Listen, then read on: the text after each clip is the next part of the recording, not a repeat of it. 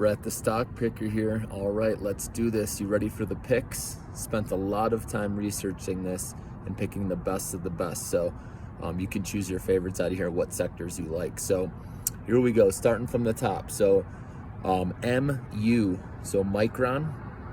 We know 5G is big, electric vehicles, Internet of Things, and the build out of the factories in the US is going to help this company tremendously in the future with the CHIPS Act being passed and investment in America. So that's going to be good, and it's at a good price. I mean, mostly all of these are at good discounts too and undervalued.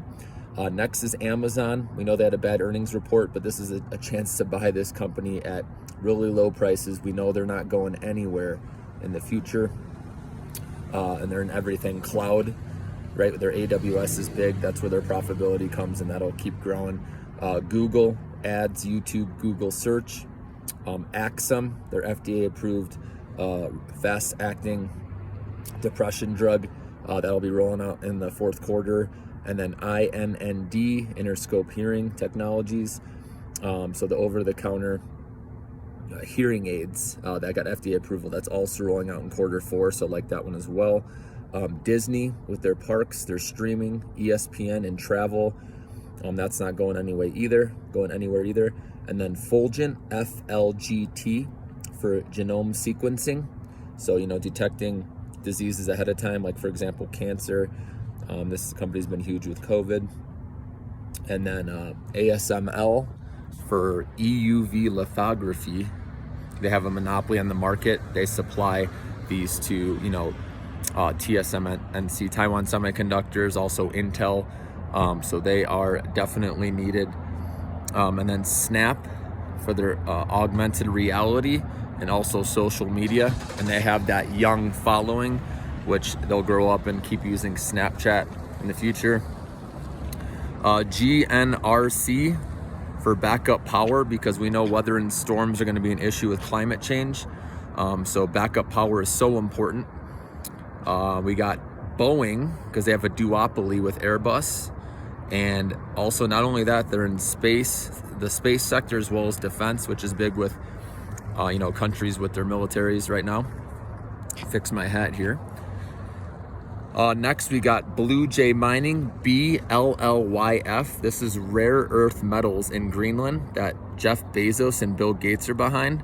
So that's a nice sleeper one there that I like, with obviously EVs, right? Lithium, all those rare earth metals are huge right now, trying to find more supply of that. Starbucks for coffee, right? People love their coffee. Can't start your day without it for most people. That's never going away. So I like Starbucks, and again, a great price. A lot of these are extremely undervalued right now. You gotta buy when there's blood in the streets, right, as they say. And then Home Depot for construction. Again, that goes along with all the storms and climate change, rebuilding after hurricanes, tornadoes, things like that. SoFi, I love this one too. They just reported earnings today. It was up 18% last time I checked.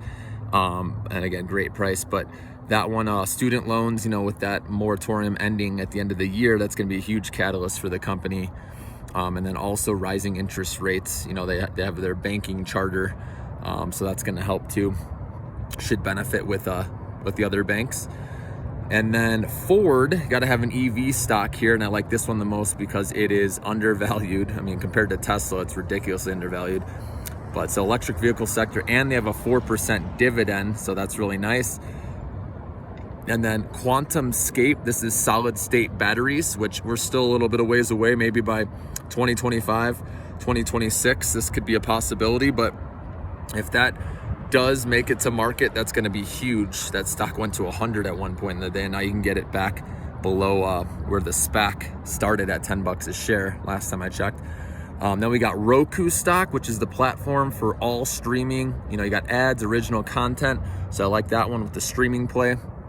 If you believe in pickleball as being this huge sport that grows over time, which I do think people are obsessed with this, that one, LTH, Lifetime Group Holdings, that's one company that's focusing. They're building out like the most pickleball courts or whatever. So I like that company for pickleball, which is funny to say.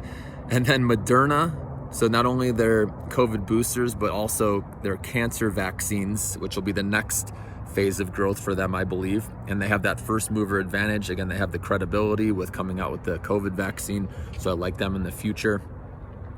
Then we got British Petroleum, BP, which this one is very undervalued. They have a great dividend in the energy sector. You know, energy is going to be needed here for the next decade. Last decade, I feel like, was a tough one, but now I think they're going to be good moving forward for the next decade at least. Valero, VLO. So right now there's a shortage for diesel fuel. And again, being in the energy sector, I really like this one. They also have a dividend. It's undervalued. Then we got BG, which is for agriculture right now, because people, again, will always need to eat, right? And we know shortages in the world right now is an issue. So that's a good pick for the agriculture sector. Then for the healthcare sector, we got MOH, Molina. So this one, again, just you got to have something in healthcare with the, being on the defensive side.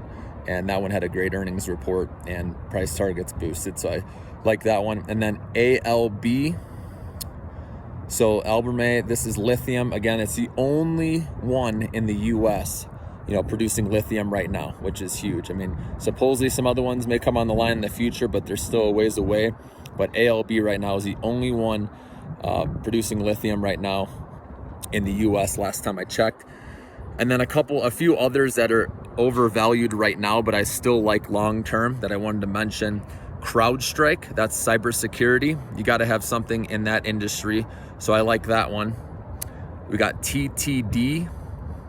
This is digital ads. Another one, or, you know, with everything going to online or digital ads now, I know that's going to be big in the future. And they have their, you know, with the whole with Apple changing their policies, they have something called 2.0. I forgot the name of it exactly, but it's changing the game with digital ads. So it's a good one to own.